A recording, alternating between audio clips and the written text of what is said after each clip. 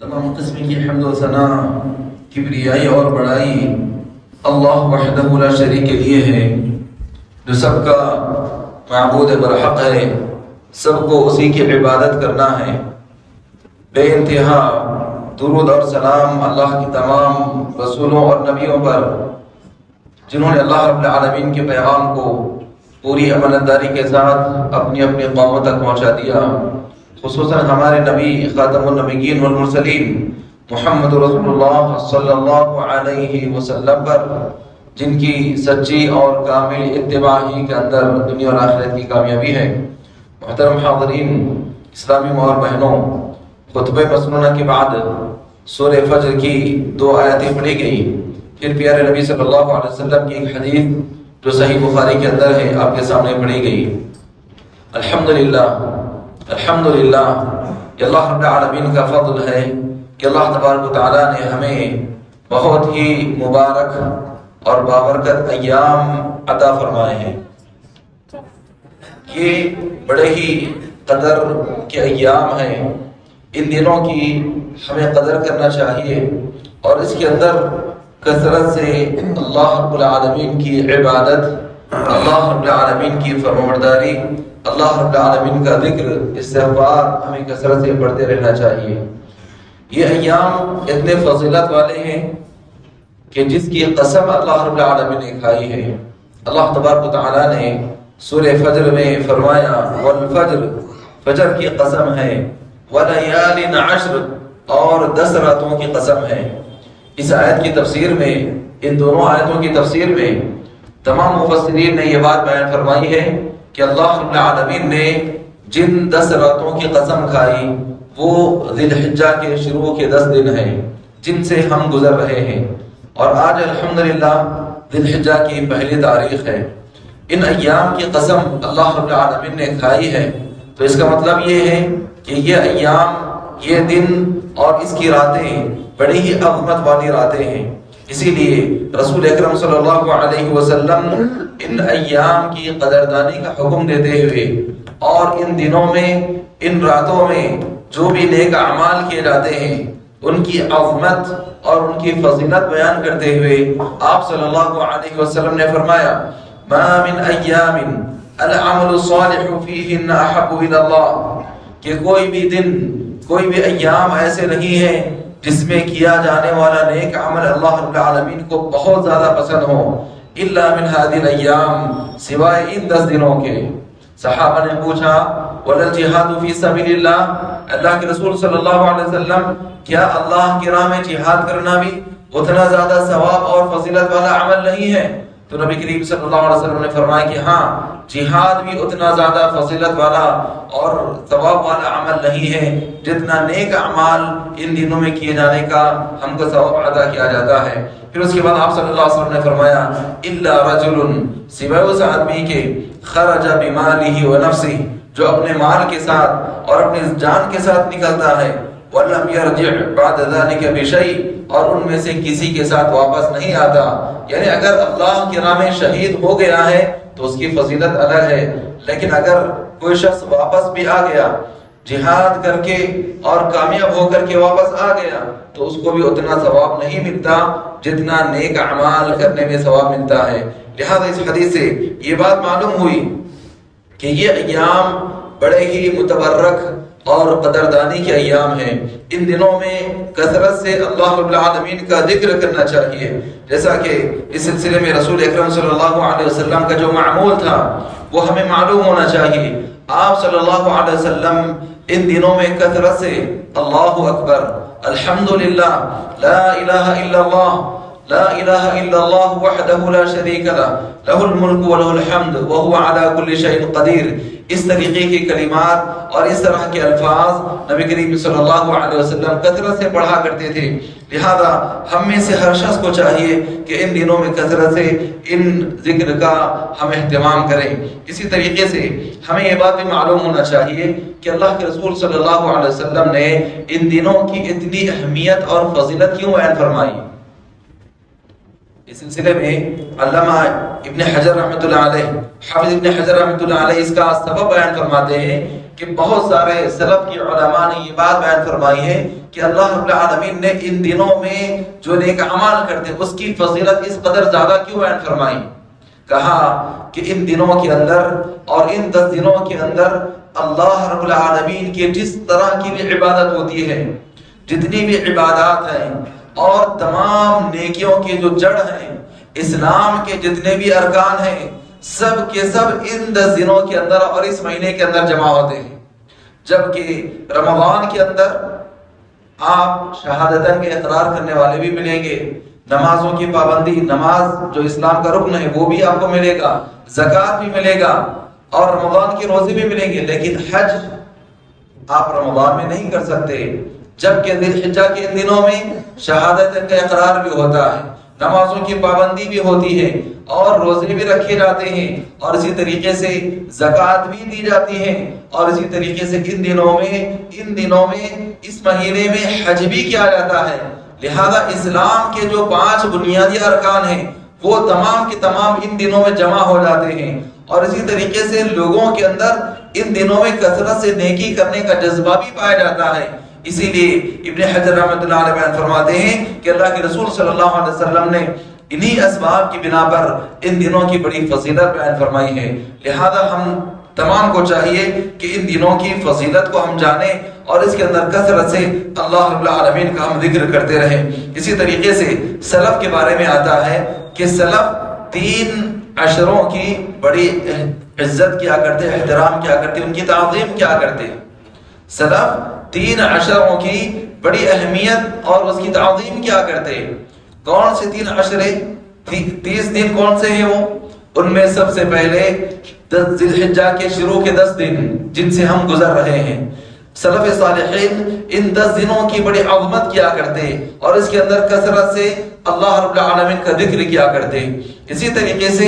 رمضان کا جو آخر دہا ہوتا، رمضان کے آخر 10 دن، ان دنوں کی بھی سلف صالحین بڑی عظمت کیا کرتے اور اس کے اندر تعظیم کیا کرتے۔ اسی طریقے سے سلف صالحین محرم کے شروع کے جو 10 دن ہیں ان کا بھی بڑا ہی ادب اور احترام کیا کرتے اور اس کی تعظیم کیا کرتے۔ لہذا سلف کا عمل ہمارے سامنے ہے، ہم ان تمام کو غنیمت جانتے ہوئے ہم بھی سلف کے طریقے پر چلیں۔ اسی طریقے سے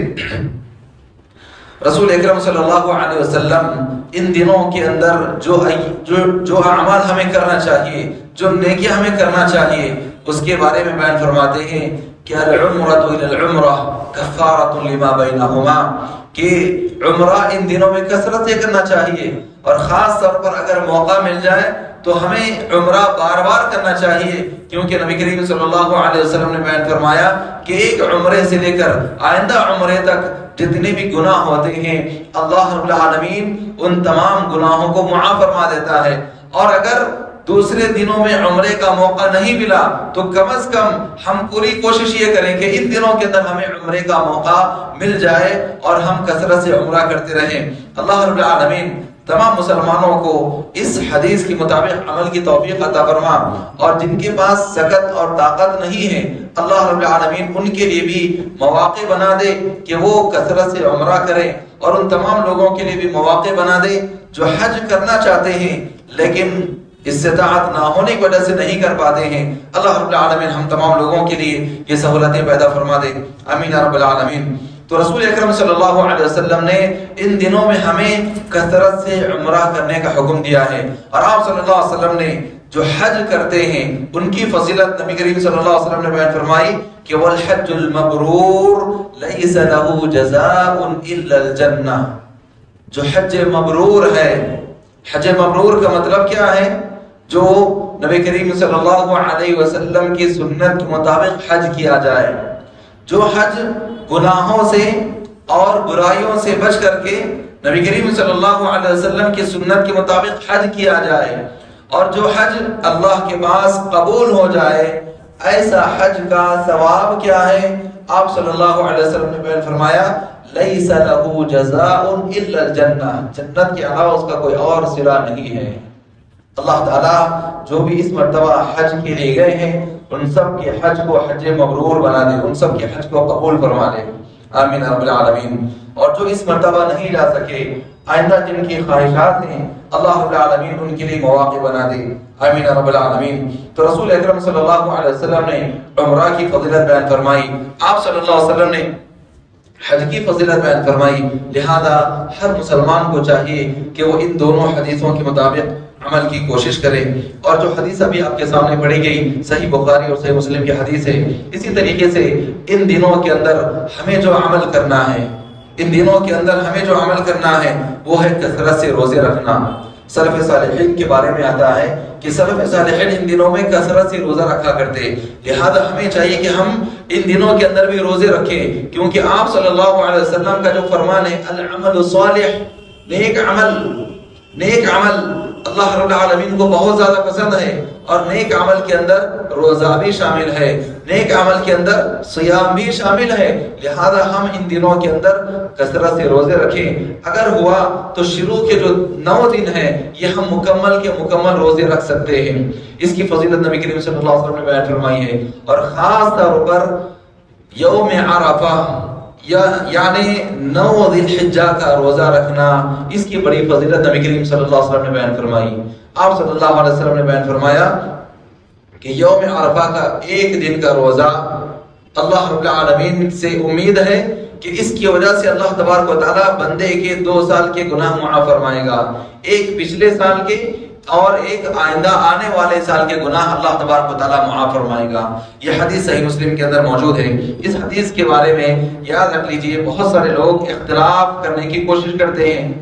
کہ ہم عرفہ کا روزہ کس حساب سے رکھنا، سعودی کے حساب سے رکھنا یا اپنے ملک کے حساب سے رکھنا۔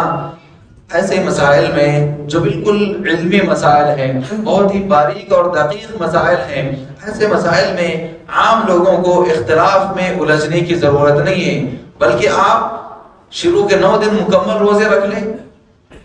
اور اگر کسی سے نہیں ہو سکتا ہے تو 9 ذی الحجہ کے حساب سے، چاہے آپ کا 9 ذی الحجہ کس دن بھی آ رہا ہو، آپ اس دن روزہ رکھ لیں۔ لہذا یہاں پر جو ہندوستان میں 9 ذی الحجہ ہوگا وہ ہفتے کا دن ہے،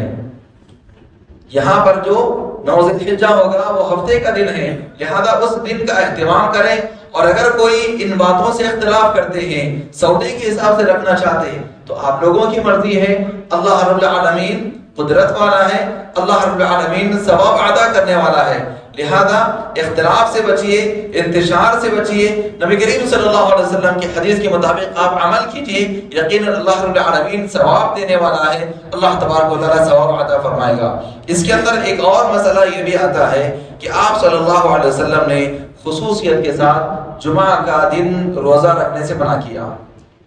خاص جمعہ کا دن روزہ رکھنے سے آپ صلی اللہ علیہ وسلم نے منع فرمایا۔ اسی طریقے سے خاص ہفتے کے دن روزہ رکھنے سے نبی کریم صلی اللہ علیہ وسلم نے منع فرمایا۔ تو کیا جو عرفے کا روزہ ہفتے کے دن آ رہا ہے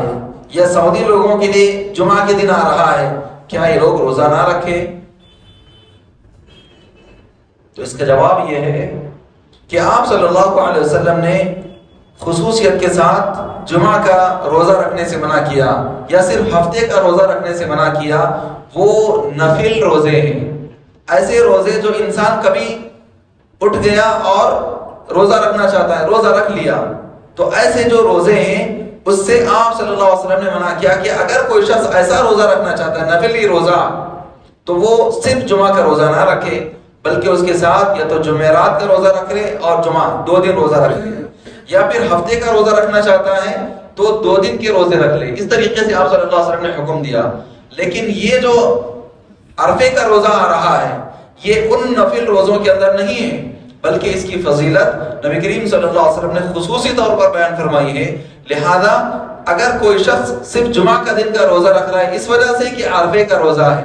اگر کوئی شخص صرف ہفتے کے دن کا روزہ رکھ رہا ہے صرف اس وجہ سے کہ یہ عرفہ کا روزہ ہے، تو اس میں ممانعت نہیں ہے، اس روزے کو برابر رکھ سکتے ہیں۔ لہذا اس حدیث کی تمام تفصیلات آپ کے سامنے آ چکی ہیں کہ ہم عرفے کے دن کا روزہ رکھیں۔ اللہ رب العالمین رسول اکرم صلی اللہ علیہ وسلم اس کی بڑی فضیلت بیان فرمائے ہیں کہ اللہ تبارک و تعالیٰ اس کے ایک روزے کی وجہ سے 2 سال کے گناہ اللہ تبارک و تعالیٰ معاف فرمائے گا۔ لہذا ہندوستان کے مطابق یہ روزہ ہفتے کے دن آتا ہے، لہذا ہم ہفتے کے دن کا روزہ رکھیں. اور اگر کوئی اختلاف کرتے ہیں اور ان کو بال کی کھال نکالنے کی عادت ہے تو ایسے لوگوں سے ہم الجھتے نہیں. ہم آپ کو کہتے ہیں کہ آپ سودے کے حساب سے رکھنا چاہ رہے رکھ لیجئے، ثواب دینے والا اللہ تبارک و تعالیٰ ہے. لیکن بحث و مباحثہ کر کے، اختلاف اور انتشار پیدا کر کے انہیں جھگڑا وغیرہ نہ پیدا کریں. اسی طریقے سے ان دنوں کے اندر ہمیں جو عمل کرنا ہے وہ یہ ہے کہ نمازوں کا بھی ہم اہتمام کریں. ویسے 5 جو فرض نمازیں ہیں یہ ہمیں ہر حال میں، ہر موسم میں اور ہر مہینے میں ہم کو پڑھنا ہی ہے، ہر دن ہم کو پڑھنا ہی ہے. اس کے علاوہ جو کثرت سے نوافل کا اہتمام ہے اور تہجد کا اہتمام ہے، ان کا ہمیں اہتمام کرنا چاہیے. یعنی کثرت سے نوافل ہم پڑھیں، کیونکہ رسول اکرم صلی اللہ علیہ وسلم نے نوافل کا اہتمام جو کرتے ہیں ان کی فضیلت یہ بیان فرمائی کہ بندہ اللہ رب العالمین کے قریب ہو جاتا ہے کثرت نوافل کی وجہ سے. زیادہ نوافل کا اہتمام کرنے کی وجہ سے اللہ رب العالمین کے قریب ہو جاتا ہے. لہذا ان دنوں کے اندر اور اس کی راتوں کے اندر ہمیں نوافل کا اہتمام کرنا چاہیے. اسی طریقے سے تکبیر یعنی اللہ اکبر کہتے رہنا، تحمید یعنی الحمدللہ کہتے رہنا، تحلیل یعنی لا الہ الا اللہ کہتے رہنا اور اللہ رب العالمین کا ذکر کرتے رہنا، ان دنوں کے خصوصی ذکر ہیں، خصوصی اعمال ہیں. رسول اکرم صلی اللہ علیہ وسلم نے بیان فرمایا ما من ایام اعظم عند اللہ کے پاس کوئی بھی دن بڑے عظمت والے نہیں ہیں. ولا احب الی اور زیادہ محبوب اور پسندیدہ نہیں ہیں. العمل الصالح فیہ احب الی اللہ جس میں کیا جانے والا عمل اللہ کو اتنا پسند ہو سوائے ان 10 دنوں کے. پھر اس کے بعد آپ صلی اللہ علیہ وسلم نے فرمایا فاکثروا فیہن اس میں کثرت سے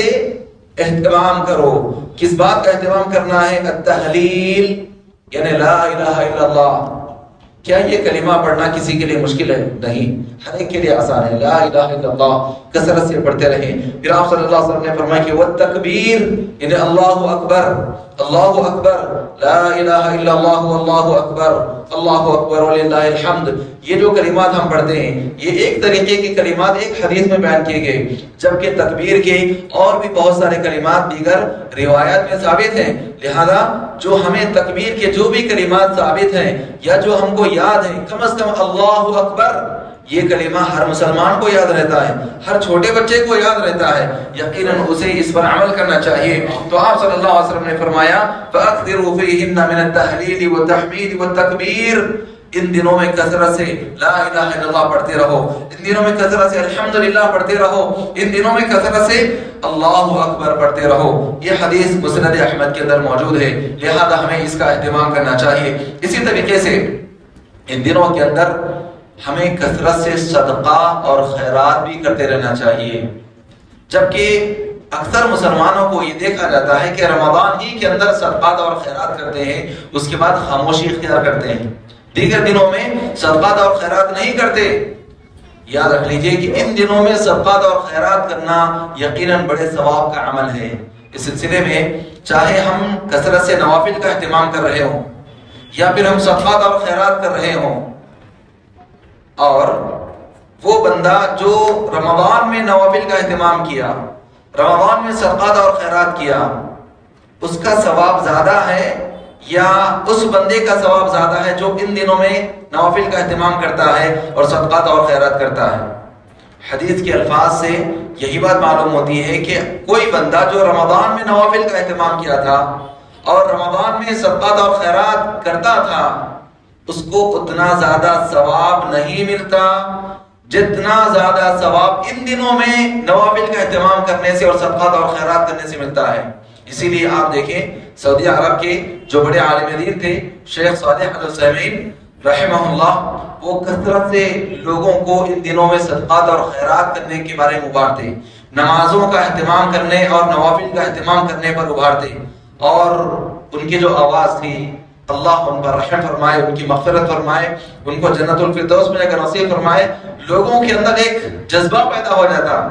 اور اس کے اندر انہوں نے یہی بات بیان فرمائی. لوگوں کو صرف یہی معلوم ہے کہ رمضان میں کیا جانے والا عمل زیادہ ثواب والا ہے، حالانکہ حدیث کے الفاظ یہ ہیں کہ ان دنوں میں جو اعمال کیے جاتے ہیں وہ اللہ کے پاس زیادہ ثواب والے ہیں. لہذا ہم اپنی اس فکر کو بدلیں اور اس یعنی بات کو ہم یاد رکھ لیں کہ ان دنوں میں جو بھی نیک اعمال کیے جاتے ہیں اللہ کے پاس زیادہ ثواب والے ہیں، لہذا ہمیں ان دنوں کے اندر بھی صدقات اور خیرات کرتے رہنا چاہیے۔ اسی طریقے سے سچی توبہ بھی ہمیں کرنا چاہیے۔ بہت سارے لوگ حج کے لیے جاتے ہیں، بہت سارے لوگ عمرہ کرنے کے لیے بھی جاتے ہیں، لیکن ان کی وہی روش، وہی پرانی زندگی رہتی ہے اور وہی گناہ باقی رکھے جاتے ہیں، اور اللہ محفوظ رکھے بہت سارے لوگ اسی شرکی عمل کے ساتھ، شرکی عقیدے کے ساتھ جاتے ہیں اور حج اور عمرہ کر کے واپس بھی آ جاتے ہیں۔ ایسے لوگوں کا نہ حج قبول ہوگا، ایسے لوگوں کا نہ عمرہ قبول ہوگا، کیونکہ یہ تمام اعمال اسی وقت قبول ہوتے ہیں جب بدعات اور شرک سے بچا جائے۔ لہذا جو بھی لوگ حج کے لیے جا رہے ہیں یا جا چکے ہیں، آپ لوگوں میں سے ان سب کو آپ یہ بتلائیے کہ پہلے سچی توبہ کر لیں،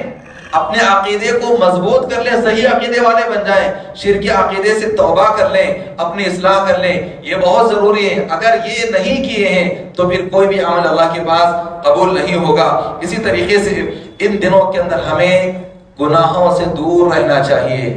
کیوں گناہوں سے دور رہنا ہے؟ ویسے ایک مسلمان کے لیے اس کی زندگی کے تمام ایام میں گناہ سے بچے رہنا ہے، لیکن خاص طور پر ان دنوں میں اور زیادہ گناہوں سے دور رہنا، اور دگنا بلکہ ڈبل معنی اس حساب سے آ جاتا ہے کہ یہ بڑے فضیلت والے 10 دن ہیں، اور پھر اوپر سے یہ جو عظمت والے اور اشہر حرم جس کو کہا جاتا ہے، حرمت والے مہینے جو کہا جاتا ہے، اس کے اندر یہ مہینہ ہے۔ تو کتنے عظمت والے اور اہتمام والے ایام ہیں، کتنی فضیلت والے ایام ہیں۔ لہذا ہر مسلمان کو چاہیے کہ ان دنوں کے اندر اپنے آپ کو مکمل طور پر گناہوں سے بچائیں، اور اس کی کوشش کریں کہ جس قدر ہو سکتا ہے ہم اللہ رب العالمین کی راہ میں صدقات اور خیرات کرتے رہیں۔ اسی طریقے سے ان دنوں کی مناسبت سے ایک خصوصی حدیث بھی نبی کریم صلی اللہ علیہ وسلم کی ہے، وہ ہمیں یاد رکھنا چاہیے۔ آپ صلی اللہ علیہ وسلم نے فرمایا، من اراد منکم ان یضحی، جو شخص تم میں سے چاہتا ہے کہ وہ قربانی کرے، یعنی قربانی کا ارادہ کیا ہے، فَلْيُمْسِكْ عَنْ شَعْرِهِ وَأَظْفَارِهِ، تو اس کو چاہیے کہ وہ اپنے ناخن اور اپنے بال بنانے سے رک جائے، ناخن کاٹنے اور بال بنانے سے رک جائے، حَتَّى يُضَحِّي، یہاں تک کہ وہ قربانی کر لے۔ اس حدیث کے بارے میں بھی لوگوں کے اندر ایک غلط فہمی ہے، وہ یہ ہے کہ سارے خاندان کے لوگ، جس گھر سے بھی قربانی کی جاتی ہے اس گھر کے تمام افراد، بچوں سے لے کر بڑوں تک، خواتین سے لے کر مرد حضرات تک، سب لوگ اپنے ناخن اور بال وغیرہ کاٹنے سے رک جاتے ہیں۔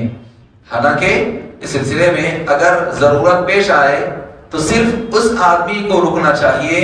جو گھر کا بڑا شخص ہے۔ جیسے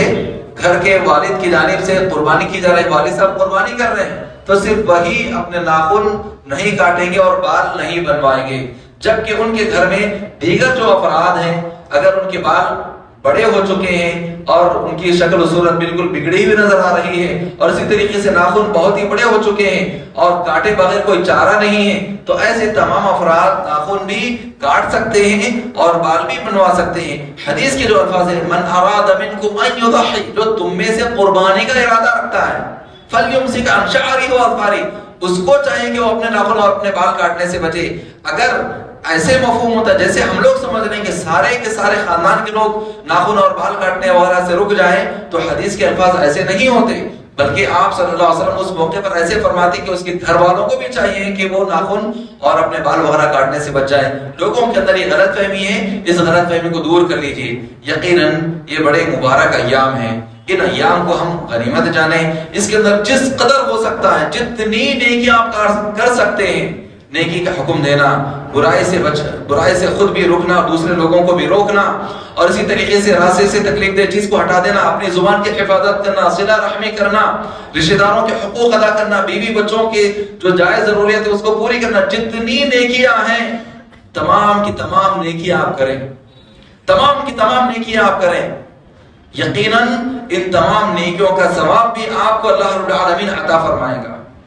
لہذا خطبے کا خلاصہ یہی ہے کہ یہ بڑے فضیلت والے ایام ہیں، ان دنوں کے اندر ہمیں کثرت سے لا الہ الا اللہ، الحمدللہ، اللہ اکبر، اور پھر اسی طریقے سے استغفر اللہ، ایسے جو کلمات ہیں ہمیں کثرت سے کرتے رہنا چاہیے، اور جو قربانی کا ارادہ کیے ہیں وہ اس حدیث کے مطابق عمل کریں کہ اپنے ناخن اور اپنے بال وغیرہ کاٹنے سے رک جائیں۔ قربانی کے جو مسائل ہیں انشاءاللہ اگلے جمعہ میں اس کو بیان کیا جائے گا۔ اللہ رب العالمین سے دعا ہے کہ اللہ تبارک و تعالی ہم تمام لوگوں کو کتاب و سنت کے مطابق عمل کی توفیق عطا فرما۔